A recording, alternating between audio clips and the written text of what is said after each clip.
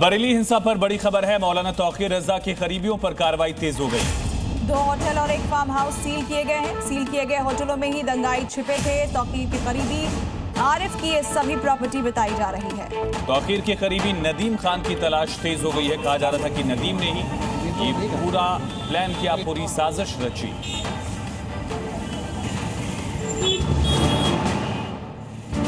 बरेली हिंसा मामले में पुलिस का एक्शन और तेज हो गया है। बरेली पुलिस ने 2 होटल और एक फार्म हाउस को सील कर दिया है। बताया जा रहा है कि जुम्मे की नमाज के बाद हंगामा कर रहे दंगाई इन्हीं अस्पतालों और होटल में आकर छिपे थे। ये होटल आरोपी आरिफ नाम के शख्स के हैं। पुलिस अभी आरिफ की तलाश कर रही है।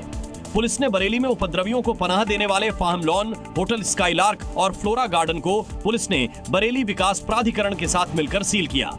बताया जाता है कि आरिफ तौकीर रजा का करीबी है। बरेली हिंसा पर बड़ी खबर सामने आ रही है। अब तक 27 आरोपियों की गिरफ्तारी हुई है। रविवार को 15 और आरोपी गिरफ्तार किए गए। आरोपियों के पास से तमंचा और कारतूस भी बरामद किया गया।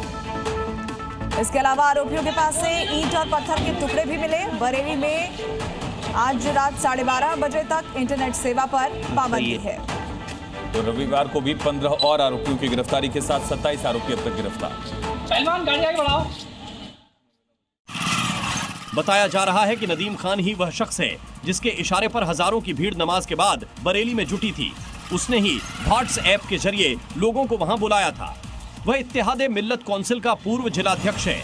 बवाल के बाद से वह परिवार समेत फरार चल रहा है और बरेली पुलिस उसे ढूंढ रही है। नदीम खान पर आरोप है कि उसने माहौल खराब करने की कोशिश की। नदीम खान को तौकीर रजा का बेहद करीबी समझा जाता है। बवाल के बाद से ही उसके मकान पर सन्नाटा पसरा हुआ है। मॉर्निंग जी में आगे बढ़ते हैं, दिखाते हैं आपको क्राइम से जुड़ी अपडेट्स। झारखंड के चतरा में पुलिस ने अमन साहू गिरोह के 3 शूटर्स को गिरफ्तार किया। तीनों शूटर किसी बड़ी वारदात को अंजाम देने की फिराक में थे। पुलिस ने गुप्त सूचना के आधार पर तेजी से कार्रवाई की। पिस्टल और कारतूस के साथ तीनों को गिरफ्तार किया गया। इन शूटर्स में से बदमाशों को पुलिस गोलीकांड मामले में तलाश कर रही थी। छत्तीसगढ़ के सरगुजा में 12वीं के छात्रों को बीच रास्ते में रोककर उसी स्कूल के बदमाश छात्रों ने मारपीट की। छात्रों के परिजन थाने में पहुंचे और आरोपियों के खिलाफ सख्त कार्रवाई की मांग की। पुलिस ने मामले की जांच शुरू कर दी है और आरोपियों की पहचान कर कार्रवाई के निर्देश दिए।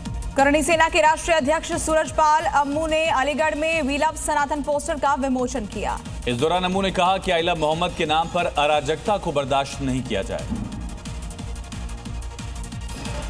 सूरजपाल अम्मू अलीगढ़ में शस्त्र पूजन कार्यक्रम में पहुंचे थे।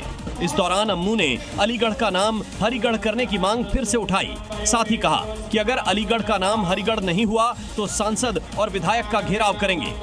अम्मू ने आई लव मोहम्मद के पोस्टर पर भी कहा कि इसकी आड़ में अराजकता को बर्दाश्त नहीं किया जाएगा। अम्मू ने कहा कि हिंदुस्तान में रहना है तो यहाँ के संविधान को मनाना होगा। यहाँ के संविधान का विरोध करने वाले बांग्लादेश या पाकिस्तान चले जाएं। और अब रुख करेंगे राज्यों की अहम खबरों की तरफ। झारखंड के धनबाद में 35,000 मिट्टी के घड़ों से सजा अनोखा पूजा पंडाल श्रद्धालुओं के लिए खोला गया। भव्य पंडाल अपने आकर्षक डिजाइन के कारण लोगों का ध्यान आकर्षित कर रहा है। पश्चिम बंगाल के कारीगरों ने 2 महीने की कड़ी मेहनत के बाद इसे तैयार किया, जो इस बार की पूजा का मुख्य आकर्षण बन गया है। यूपी के संभल में आचार्य प्रमोद कृष्णम ने रविवार को बरेली में बवाल पर बयान दिया। कहा यूपी उपद्रवियों और आतंकवादियों का समर्थन करने वाला राज्य नहीं रहा। आचार्य कृष्णम ने मुख्यमंत्री योगी आदित्यनाथ की प्रशंसा की। साथ ही मुस्लिम समुदाय से अपील की, इस्लाम के रास्ते पर चले, कट्टरता के रास्ते पर नहीं।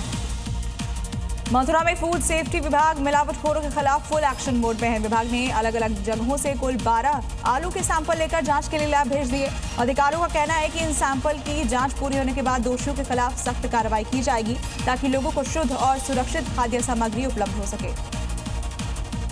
यूपी में आई लव मोहम्मद पोस्टर्स को लेकर शुरू हुए विवाद ने नया मोड़ लिया। आगरा में आई लव योगी का बैनर लगा।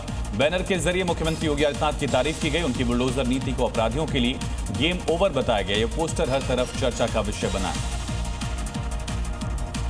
एमपी के रतलाम में भारत की पाकिस्तान पर ऐतिहासिक जीत का जश्न दिवाली की तरह मनाया गया। देर रात तक सड़कों पर आतिशबाजी, मिठाई और जयकारों का माहौल रहा। लोगों ने इसे माता रानी का आशीर्वाद या फिर देशवासियों की दुआओं का असर बताया है। कुछ ने पाकिस्तानी खिलाड़ी के इशारे पर गुस्सा जताया।